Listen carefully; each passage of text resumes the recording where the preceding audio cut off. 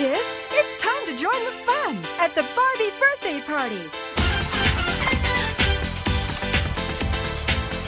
Hello, folks. This is your host, Tammy Tuckey, and you are now listening to the Tiara Talk Show. We bring you rare interviews with the makers of Disney Magic. Whether they be singers, actors, Imagineers, animators, they have all made their mark on the Disney name. Be sure to check out the show notes, other episodes, contests, our social media pages from Facebook to Twitter, and more on our official website at www.thetiaratalkshow.com. All guest opinions are theirs and theirs alone and do not represent the opinions of the Tiara Talk Show or the host. The Tiara Talk Show is not associated with the Disney Company. Thank you for tuning into this week's episode. And from all of us here at the Tiara Talk Show, have a hoop-de-doo day. In Barbie's world, there's no limitations. In Barbie's world, there's nothing you can do. In Barbie's world. This week at the Tiara Talk Show, we welcome back our Cast to Member Corner segment, in which we speak to past or current cast members of the Disney theme parks from around the world. Hi, this is Beth McShane, and I was Barbie in the Magical World of Barbie. And I'm really excited to talk about this. This is like the third time we've talked about it. A lot of us girls, we grew up with this 99-cent VHS tape about Barbie in Disney World, and you were our Barbie, playing Barbie and singing. So, it really is an honor to speak with you today. So why don't we talk about how you got introduced into the auditioning process, because from what I read, there were a lot of people who were auditioned for this role of Barbie. Yeah, so the first time that I actually heard about the role being open, I remember reading it from Oregon. I was up at the Oregon State University theater logs looking on the call boards, and they were looking for, I think it was 6 foot and above models, twins, who could dance and ice skate. That was the general variety call that went out in Variety magazine. And at the time, I remember, good luck with that one. And then flash forward about a year later, I ended up not going on to the audition because I'm not 6 foot tall and I'm not twins and I don't dance and I'm not an ice skater. But I did end up paying for my college to the Miss America scholarship program representing Oregon. So I was Miss Oregon and I was top 10 at Miss America, top 5 at Miss America. I ended up third runner up. And the very next day, the phone rang. And it was Disney casting, and they told me that they had seen me on the Miss America program, and they decided that I embodied everything they were looking for in the Barbie persona that they were trying to cast. So my understanding is they had been around the United States once already, and they'd been looking for 18 months, and they hadn't found Barbie, and they were literally 6 weeks out to rehearsals. And they turned on the Miss America pageant and they said, that's our girl. And I'm so happy that they chose you, that you got a great cast. I know Billy Flanagan played Ken, and you have a wonderful backup ensemble cast. And everybody had a name, too, because Barbie had a niece and a lot of great friends, and her friends had boyfriends. So it was really cool to see everybody got a name in the show. That was the best part about Disney really coupling up with Mattel. They really wanted to make the Barbie family tree as authentic as possible and representing it was one of the most diverse casts that they've ever seen on the Disney property to date. And we really tried to represent well all of the dolls from all around the world. So that was really fun. And we acted like brothers and sisters because that's who we were. And Barbie was the ambassador of friendship in Epcot. She was named ambassador around 1994. And this VHS tape I was talking about, it has two younger girls ages 12, and they're going around the World Showcase to display each World Showcase and representing each country. And at that time, they also filmed a little bit of the show you had done, but there had been several reincarnations of the show. How many, and in total, were there before they actually filmed that for that specific show segment that they showed in the VHS tape? That's fascinating because when you look at I think it's called Barbie's Birthday at Epcot 94. That's the name of the video that everyone got. You bought a Barbie, and I think for a penny you got this video. What they actually show is the dress rehearsal on the night before Thanksgiving Day, and we didn't actually open until Christmas Day. So what you see on Barbie's Birthday at Epcot 94 is a dress rehearsal, a nighttime dress rehearsal, because we opened on Thanksgiving Day, and they realized there's something not quite right with the show. It was a combination of having Mattel be too much a part of the entertainment side and not really and Disney not really understanding what Mattel wanted. And so they opened the show and they thought, I think we can do better. So they closed it immediately, just as soon as they had enough footage to get the Barbie's birthday video out. Then we went through 30 rewrites in 30 days. Every day, Billy and I got a completely different script, and they just kept rewriting it until it felt good, until it, clicked off all the boxes that Disney really wanted to make sure that it was as entertaining for everybody as it could be. And they deleted the ballerina sequence, which you worked really hard to do. Oh, that was actually 2 weeks before we opened. We were going to do Tchaikovsky's Cinderella Ballet. It's a beautiful piece of music, and I am not a dancer. I was in a cast of all dancers, and so I would go through your full 9 hours, 8 hours of workout, 1 hour of lunch, and then after that, I had another 4 hours every day where I was learning the just basic bar techniques so that I could at least look like a ballerina. And they got me to the point where I could walk through the room as, Cinderella, and I could bow and curtsy and one turn. We had it completely choreographed perfectly. And 2 weeks before we opened, we found out we didn't actually have the rights to the music. Ouch. All of a sudden, we had to learn a whole new piece of music with something Disney already had. Well, I didn't know that music. So then we did this fun little body double idea where we thought, well, it'll be a masked ball, and we'll bring in. And so we brought in Nia, who was a lovely girl, and she would dance for me, but it was pretty hilarious. I mean, they made it look like I helicoptered in, and then we did this really crazy change, and then she came out and did the dance, and that's part of why we had to rewrite it. I mean, that part didn't come across as effectively, I'm sure, as it could have, but it was just a crazy, wonderful, exciting ride for us. So, and the show kind of bases itself where Barbie travels to different countries and learns a little bit about them. So you go to Australia, and you also go to Paris, which is all of our favorites because you have this big fashion show at the end, which I just adore, and all the costumes, and you guys are performing in such crazy heat. Yeah, well, I think it's usually 90 to 100 degrees outside in Florida any given afternoon, and we all are wearing wigs, and we're all wearing tights, and we're all dressed, Disney appropriate, so everything's covered up. Even when you're wearing a bathing suit, you're pretty much head to toe covered with a leotard.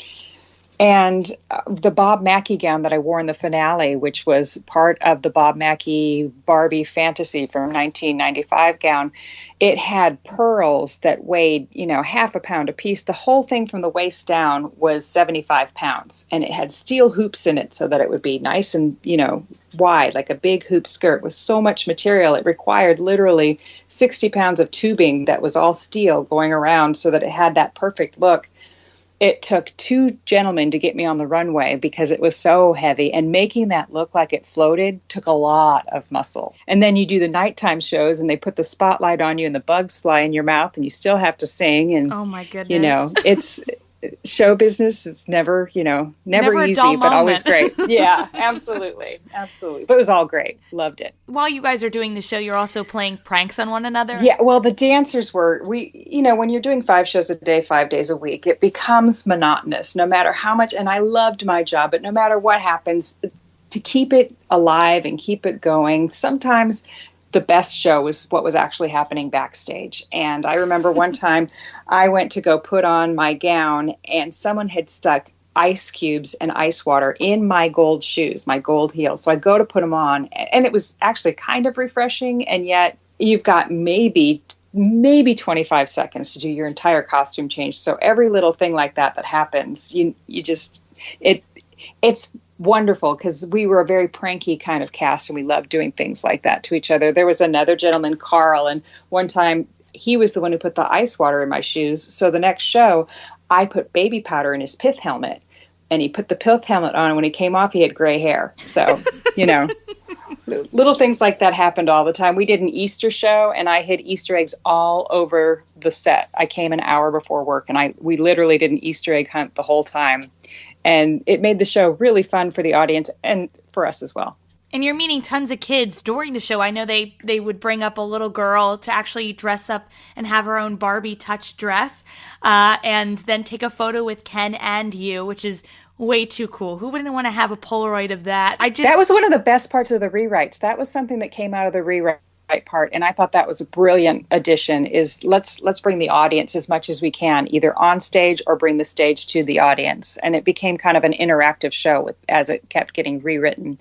And that was one of the best parts of the day, was finding that little girl and watching them transform on stage from their, park duties to then we put them in a Barbie pink gown, and they got to walk the runway with a parasol, and they got to kiss Ken on the cheek at the end. And it was always fun to see if the girl was going to be too shy to walk the runway or too shy to give Ken a kiss, or, it was different every time. There was one time, I've always had this agreement with the stage manager that if anyone was from the Give Kids the World Foundation, which is kind of like the Children's Miracle Network, they wore buttons that we could see. And the stage managers knew that if someone was wearing that button, I wanted to know about it, because if we could, we'd bring them on stage. And we had all kinds. We had a wheelchair show. We had a walker show. We had all different kinds of different abilities built into the Barbie Touch Girl piece. But there was one girl who, for whatever reason, they couldn't get to her, and she was obviously wearing the Give Kids the World button. So I actually walked out to go get her. And the America Gardens Theater is like 1776. It's all cobblestone, and I'm wearing my 6-inch heels, and I'm picking her up, and I feel my legs start to wobble, and I'm going down. I know I'm going to hit pavement. And my first thought is, I've got to save this girl. I cannot fall and hurt this girl. So I took all of the brunt of the fall on my knees. So I'm falling on cobblestone in my knees in 6-foot shoes. And I made it look like it was part of the show. Everything was fine. Dancers were right there to help me, and it was great. We get through the Barbie Touch song, and I look down, and I'm bleeding. I'm bleeding down to my ankles. And I thought, these poor girls are going to be scared. They're going to be scared to death that Barbie's dying on stage. We had to finish the show. So we finished the show, and as soon as the show was over, my knees were just toast. They were gone. I was crying. I made it all the way through the show, but as soon as it was done, I was like, I can't do another show. I'm done. I can't do it. So we had to have my understudy come in and finish the rest of the shows for the day. But I was very happy that we, made it to the end of the show. The show didn't have to go dark. There was a little bit of blood going down my leg, but for the most part, everyone got a great show out of it. But things like that happen. In the long run, it was the show that I'd do anything for. It's the show that anyone would do anything to be in. And it was such a pleasure to be a part of.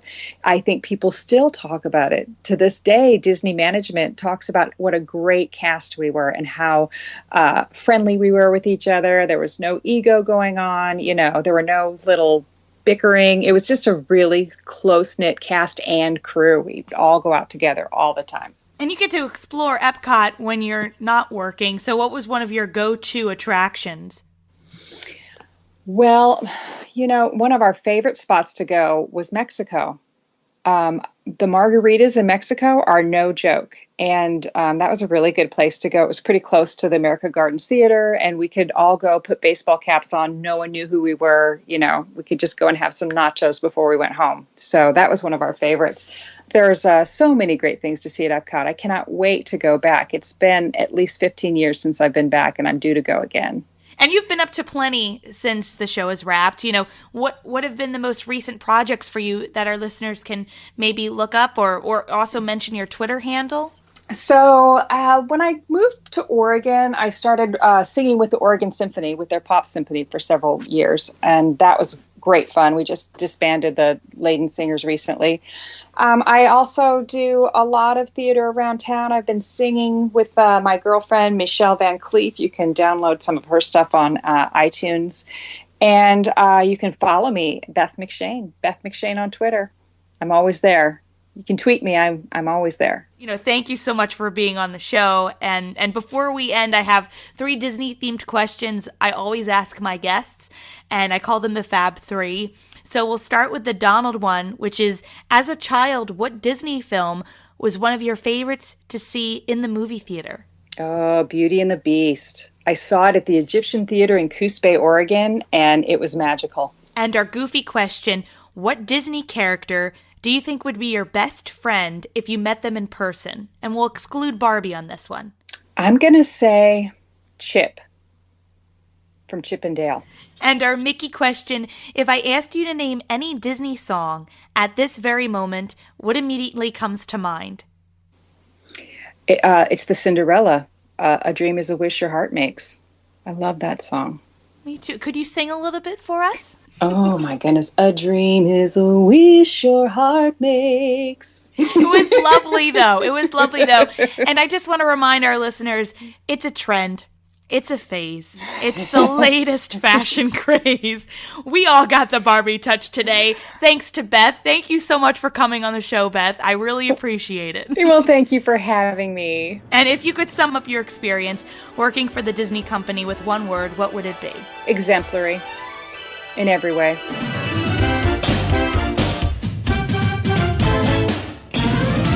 You've got the touch, the Barbie touch. All you gotta do is accessorize. It's a trend, it's a phase, it's the latest fashion craze. You've got the Barbie touch today.